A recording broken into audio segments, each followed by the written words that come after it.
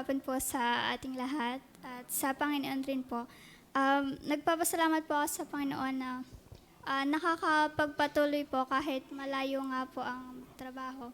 At sa pag-iingat rin po sa araw-araw na pagpasok. Alanganin nga po ang oras ng pagpasok pero biyaya po at hanggang ngayon po ay ligtas pong nakakarating sa Amen. pinupuntahan sa trabaho po. At sa kaligtasan rin po, higit sa lahat, Amen. na yun po, pinapaging dapat nga po sa kaligtasan. Amen. At tunay na yun po yung dakilang regalo na natanggap ko sa buong Amen. buhay ko. At sa work din po, pinagpapasalamat ko po.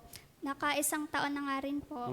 At kita ko po lagi yung pagsama ng Panginoon sa akin. At nare-recognize din nga po at Amen. ilang beses na pong nare-recognize as hindi ano po, meron po kasi dong every week ay may call of the week na ayun, na binubunot. Ilang beses na po akong na-recognize as ano Yeah. po, Amen. top agent. Yo. Ayun po.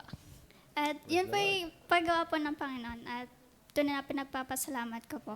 At yun po, iba rin nga po yung nasa stage ng sa adulting at pinagpapasalamat ko po yung karunungan lalo po sa financial. Simula nga po nung nagka-work ay wala na po akong support na natatanggap. Lahat po ay sarili ko ng sarili ko yung Ano naman? hindi po, lahat po ng gagastusin ko, yung mga savings ko po ay lahat po ay sa akin ko po mismo kinukuha, shoulder ko po lahat. At biyaya po ng Panginoon talaga yung karunungan sa pag-handle ng pamemera.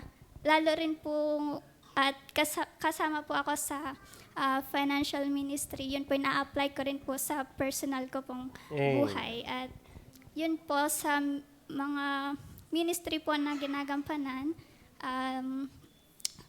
sa financial nga po ay yun po, malaki po yung bahagi po sa aking buhay. Praise the Lord. Kasama rin po yung sa pagtugtog sa giving, na-apply ko rin po sa yung skill po sa music. Amen.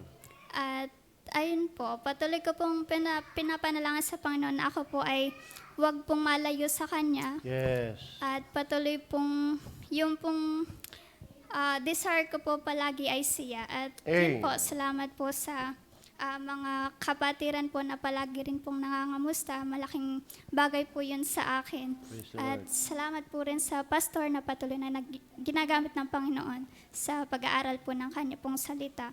At yun po, salamat po sa buhay po ng bawat isa. At nawa po Amen. tayo po lahat ay makapagpatuloy sa Panginoon. Amen. Yun lamang po at maraming salamat.